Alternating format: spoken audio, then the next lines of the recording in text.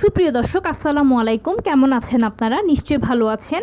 আজকের ভিডিওতে আপনাদের সবাইকে স্বাগত জানাচ্ছি। আজকে আমি আপনাদের সাথে খুব ইম্পর্ট্যান্ট একটা টপিক নিয়ে আলোচনা করব, আর সেটা হচ্ছে নর্মাল ডেলিভারির সব ভয় ও সংশয় এক নিমেষেই দূর হয়ে যাবে যদি এই ভিডিওটা দেখেন এবং সেই সাথে এই কথাগুলো জেনে রাখেন। তাহলে চলুন জেনে নেওয়া যাক সেগুলো কি কি। বাই দ্য ওয়ে, মূল ভিডিওতে যাওয়ার আগে একটা কথা বলি, আমি আমার চ্যানেলে pregnancy related, specially normal delivery related অনেক ইম্পর্ট্যান্ট তথ্য ভিডিও আকারে শেয়ার করে থাকি। এই তথ্যগুলো আমার পার্সোনাল এক্সপেরিয়েন্স ও আমার ডক্টরের সাজেশন থেকে নেওয়া। তাই আমার চ্যানেলটিকে যদি একবার আপনারা ভিজিট করেন, তাহলে আপনারা আপনাদের প্রশ্নাতীত মনের অনেক প্রশ্নের উত্তর পেয়ে যেতে পারেন। আমন্ত্রণ জানাবো আমার চ্যানেলটিকে একবার ভিজিট করে দেখার জন্য। এবারে চলুন মূল আলোচনায় যাওয়া যাক। আমি শুরুতেই বলেছি আজকে আলোচনা করব নর্মাল ডেলিভারি নিয়ে সব ভয় ও সংশয় আপনার এক নিমেষেই দূর হয়ে যাবে। শুধু এই ভিডিওটা দেখতে হবে আর এই কথাগুলো জানতে হবে। দেখুন, আমরা সবাই জানি যে নর্মাল ডেলিভারিটা সিজারের তুলনায় খুবই ভালো, কেননা সিজার হচ্ছে একটা ছোটোখাটো অপারেশনের আগে পরে বিভিন্ন ধরনের ঝুঁকি থাকে, বিভিন্ন ধরনের সাইড ইফেক্টস থাকে। এছাড়া সিজারিয়ান পেশেন্টকে সারা জীবনভর কিছু না কিছু রোগশোক বহন করতে হয়, বিভিন্ন ধরনের নিষেধাজ্ঞা মানতে হয়। কিন্তু নর্মাল ডেলিভারির পেশেন্ট তার সব কিছু থেকে সেফ ও সিকিওর। সেই জন্য আমরা সবাই নর্মাল ডেলিভারিকে পছন্দ করি এবং সন্তান জন্মদানের ক্ষেত্রে আমাদের প্রথম পছন্দের পদ্ধতি হচ্ছে নর্মাল ডেলিভারি। কিন্তু সেকেন্ড, থার্ড বা ফোর্থ টাইম যে মায়েরা এই জিনিসগুলো অনেক ইজিলি হ্যান্ডেল করতে পারেন, যেগুলো নর্মাল ডেলিভারির ক্ষেত্রে প্রথম মায়েরা পারেন না। মানে যারা প্রথমবার মা হতে যান তাদের নর্মাল ডেলিভারির আগ্রহ থাকে, ইচ্ছে থাকে, ঠিক আছে, কিন্তু এটা নিয়ে অনেক প্রশ্ন, অনেক ভয়, অনেক সংশয় কাজ করে। প্রথম যে ভয়টা কাজ করে সেটা হচ্ছে পেইন। নর্মাল ডেলিভারিতে যে পেইনটা ওঠে বা যে পেইনটা হয়, এই পেইনটা কি টলারেট করার মতো বা কতটা পেইনফুল, কী অবস্থা ইত্যাদি জিনিসগুলো নিয়ে তারা অনেক বেশি টেনশানে থাকেন। আমি আপনাদেরকে সত্যি একটা কথা নিশ্চিত করতে চাই যে যেহেতু নর্মাল ডেলিভারির প্রসেসটা একটা প্রাকৃতিক পদ্ধতি, তাই প্রাকৃতিক সব কিছুই ভালো। এখানে যে পেইনটা হবে এটাকে আসলে যদি পেইন বলি তাহলে আমি বলবো ভুল। এটা হলো একটা মিষ্টি অনুভূতি, আর এই অনুভূতিটা হচ্ছে মা ও সন্তানের মাঝে দূরত্ব মাত্র। কেননা নর্মাল ডেলিভারিতে যে পেইনটা ওঠে সেই পেইনটা কিন্তু কখনোই বাজেভাবে হয় না, এটা খুব মিষ্টিভাবে হয়। মানে কারো কারো ক্ষেত্রে 10 মিনিট পর পর হয়, কারো কারো ক্ষেত্রে 15 মিনিট পর পর, আবার কারো কারো ক্ষেত্রে আধা ঘন্টা পর পর পেইনটা হয়। যখন পেইনটা আসে তখন জাস্ট কয়েক সেকেন্ড থাকে, এরপরে চলে যায় পেইনটা। যখন চলে যাবে তখন আপনি শোয়া, বসা, ওঠা, খাওয়া, ফোনে কথা বলা, হসপিটাল ব্যাগ গুছানো, এছাড়া আত্মীয় স্বজন যার যার সাথে দেখা সাক্ষাৎ করার আছে সব কিছু করে শেষ করতে পারবেন। আবার যখন 10 মিনিট বা 15 মিনিট বা আধা ঘন্টা পরে পেইনটা আসবে তখন জাস্ট কয়েক সেকেন্ড একটু ব্যথা হবে, এরপরে আবার পেইনটা চলে যাবে। এরকম মিষ্টি ব্যথাটা র্যান্ডম হতে থাকবে আপনার। মানে হচ্ছে যখন পেটে ব্যথা করে তখন তো আমাদের কন্টিনিউ পেটে ব্যথা করে, ধরুন আপনার 10 মিনিট বলুন বা আধা ঘন্টা বলুন বা 1 ঘন্টা বলুন, যখন পেটে ব্যথা হয় তখন কিন্তু কন্টিনিউ পেটে ব্যথা হতে থাকে, অসহ্য যন্ত্রণা হয়। কিন্তু এখানে যে পেইনটা হয় এটা খুব সুন্দর মিষ্টি মিষ্টি, অল্প অল্প, খুব সহজেই সহ্য করার মতো। এই পেইনটা যখন প্রথমে হালকা হয় তখন তো একেবারেই ভালো, এরপরে যখন মাঝারি পেইন হয় তখন মা বুঝতে পারেন যে না আমার হয়তো পেইন হচ্ছে, ব্যাপারটা এই রকম। আর যখন ভারী পেইন হয় ওই সময়টাতে অনেকে প্রশ্ন করেন যে ভারী পেইন মানে তো মনে হয় অনেক অনেক অনেক ব্যথা। না, ভারী পেইনটাও একইভাবে চলমান থাকে, 10 মিনিট পর পর আসে, 15 মিনিট পর পর আসে বা আধা ঘন্টা পর পর আসে। আর এই ভারী পেইনটাও যখন হয় তখন মা বুঝতেই পারেন না, কেননা এর মধ্যে আপনি পৌঁছে যাবেন হসপিটালের ডেলিভারি রুমে। আর ডেলিভারি রুমে আপনার সাথে ডাক্তারদের সকল যা যা প্রক্রিয়া আছে সেগুলো তারা করতে শুরু করে দেবে, যেমন আপনার থেকে ইনফরমেশন নেওয়া, আপনার সাথে যা যা ফর্মালিটিস আছে সেগুলো করা। এই জিনিসগুলো ফেস করতে করতে আপনার পেইন হচ্ছে, ভারী পেইন হচ্ছে, আপনি বুঝতেও পারছেন না। আপনি যখন ভারী পেইনটাকে বুঝতে শুরু করবেন তখনই ডাক্তার বলবে যে মা ভালোভাবে চাপ দিন, জোরে জোরে চাপ দিন, আপনার বাচ্চা খুব কাছাকাছি চলে এসেছে, চাপ দিন, জোরে জোরে চাপ দিন। ওই সময়টাতে আপনার ধ্যান জ্ঞান সব কিছু থাকবে জোরে জোরে চাপ দেওয়ার ক্ষেত্রে, কেননা বাচ্চাকে বের করতে হবে। আপনি যখন জোরে জোরে চাপ দিতে থাকবেন ঠিক ওই সময় দেখবেন যে একটা পর্যায়ে ডাক্তার বলছে ডেলিভারি হয়ে গেছে। মানে ব্যাপারগুলো এত দ্রুত ঘটে যখন ভারী পেইন থেকে বাচ্চা ডেলিভারি হওয়া পর্যন্ত বা জাস্ট কয়েক সেকেন্ড আমার কাছে মনে হয় যেন সময়গুলো লাগে। আর এই সময়গুলোর মধ্যে মা একটা জিনিস বুঝে ওঠার আগেই তিনি আরেকটা কাজ করতে শুরু করে দেন, সেটাকে ফেস করার আগে বাচ্চা ডেলিভারি হয়ে যায়।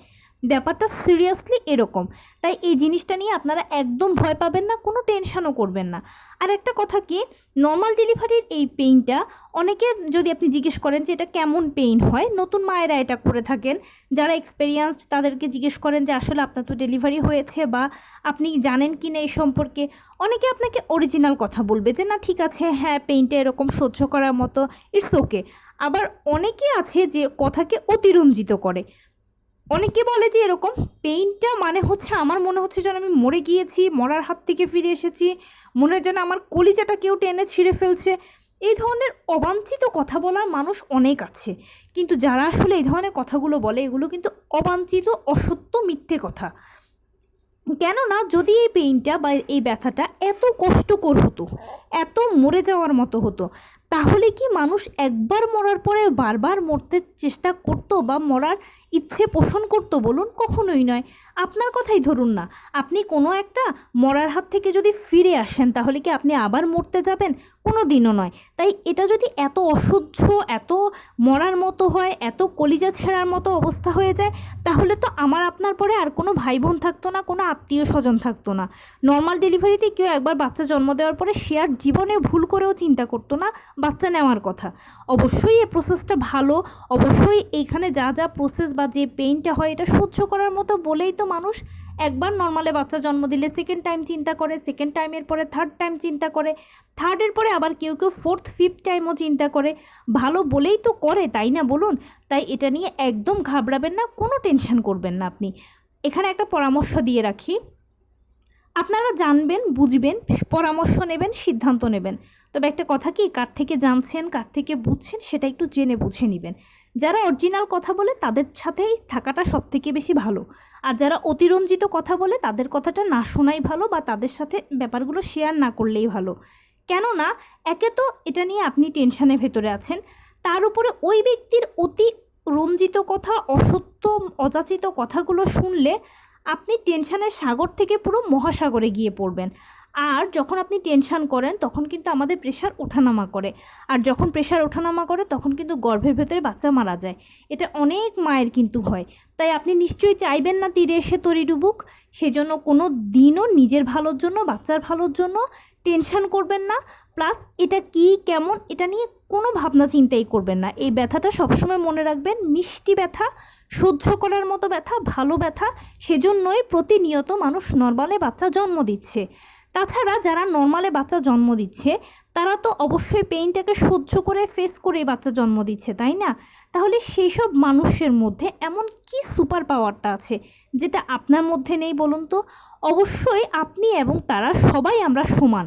শুধু তারা ভয় পাচ্ছে না, আমরা ভয় পাচ্ছি না, আপনি ভয় পাচ্ছেন। পার্থক্য হচ্ছে এতটুকু।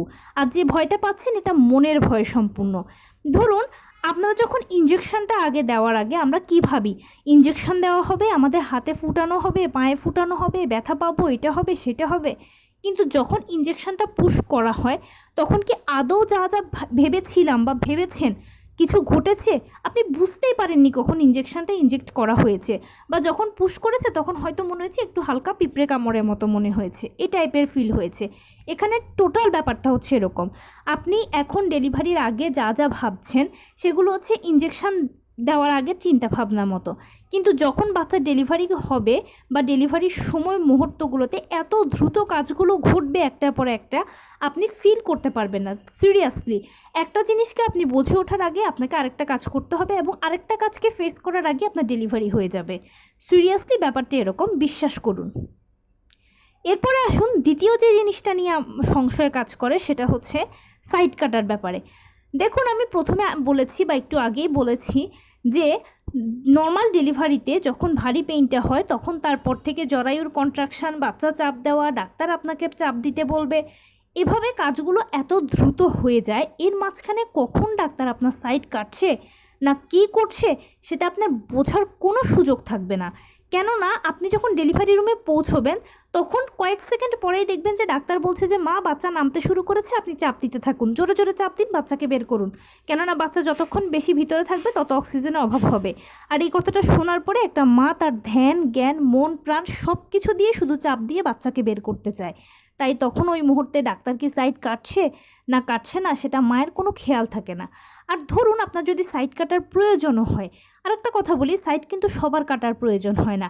আপনার পেলভিসটা যদি ঠিকঠাক মতো প্রসারিত হয়ে যায় তাহলে তো সাইড কাটা লাগবেই না। আর যদি পেলভিসটা চাপানো হয় তাহলে তো একটু সাইড কাটতে হবে। সাইড কাটাটা ভালো, কেননা সাইড কাটলে কি হয়, বাচ্চা ইজিলি বের হয়ে চলে আসতে পারে, বাচ্চাও ভালো থাকলো মাও ভালো থাকলো। অনেক সময় হয় কি, সাইড না কাটলে বাচ্চা প্রচণ্ড প্রেশারে, মাও প্রেশার দিচ্ছে বাচ্চাও প্রেশার দিচ্ছে বের হওয়ার জন্য, তো উভয়ের মিলিত প্রেশারে এত দ্রুত কাজটা হয়ে যায়। এতে কি হয়, মায়ের যৌনাঙ্গ এবড়োথেবড়োভাবে ছিঁড়ে যাওয়ার একটা আশঙ্কা থাকে। তাই মাকে সুরক্ষিত রাখার জন্য এবং বাচ্চাকেও সুরক্ষিতভাবে বের করার জন্য হালকা একটু সাইড কেটে দেওয়ালে আপনার জন্যই ভালো হবে, কোনো অসুবিধা নেই।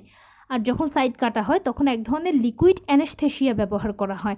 একেবারে পানির মতো একটা লিকুইড অ্যানেস্থেশিয়া তুলো দিয়ে একটু ঘষে দেওয়া হবে জায়গাটাতে, কাটার সময় প্লাস সেলাইয়ের সময় আপনি ফিল করতে পারবেন না।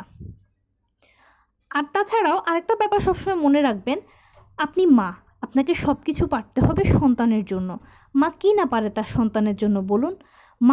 মাকেই তার সন্তানের টেক কেয়ার করতে হয়, আর সেজন্য মা তার সন্তানের জন্য সব কিছু পারতে হবে। একটা কথা সবসময় মনে সাহস রাখবেন, আমরা নারী, আমরা সব পারি। যেহেতু 10 মাস 10 দিন আপনি সন্তানকে গর্ভে ধারণ করেছেন, এটাও কিন্তু একটা যুদ্ধের মতো। কেননা দীর্ঘ 10টি মাস ধরে আপনি কিন্তু বিভিন্ন ধরনের ভালো মন্দের সাথে লড়াই করেছেন। এক একটা ট্রাইমেস্টারে বা এক একটা মাসে এক একটা খারাপ লাগাকে ফেস করেছেন। এত দীর্ঘ পথ আপনি যুদ্ধ করেছেন। আপনার সন্তানকে সুস্থ সবলভাবে পৃথিবীতে আনার মাধ্যমেই আপনার যুদ্ধের জয় হবে। তাহলে আপনি যখন জয়ের দ্বার প্রান্তে দাঁড়িয়ে আছেন তখন কেন ভয় পাচ্ছেন? আপনার সন্তান সুস্থ সবলভাবে যখন ডেলিভারিটা হয়ে যাবে, যখন সন্তানকে কোলে নেবেন, পৃথিবীর সব কষ্টগুলো তখন এক মুহূর্তে আপনার দূর হয়ে যাবে। সব ভয়কে আপনি তখন জয় করে ফেলবেন।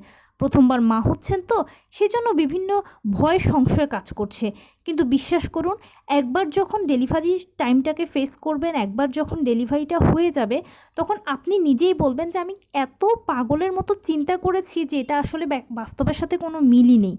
তাই সবসময় মনে সাহস রাখবেন, ভয় পাবেন না। আর একটা কথা কি, নিজেই নিজেকে সবসময় বোঝাবেন, নিজেই নিজেকে সবসময় সাপোর্ট করবেন। আপনি নিজেই নিজের সব থেকে বড় ইন্সপিরেশান। আপনার নিজের পাশেই নিজেকে দাঁড়াতে হবে।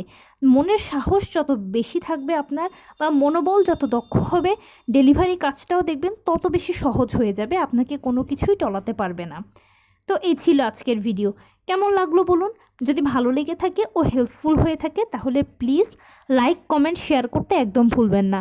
আর সেই সাথে আমার চ্যানেলটিকে সাবস্ক্রাইব করার বিনীত অনুরোধ রইল। পাশে থাকা বেল আইকনটি ক্লিক করে দেবেন যেন আমি ভিডিও আপলোড করার সাথে সাথে আপনারা নোটিফিকেশান পেয়ে যান। যদি কোনো প্রশ্ন থাকে কমেন্টসে জানাবেন, আমি রিপ্লাই দেব।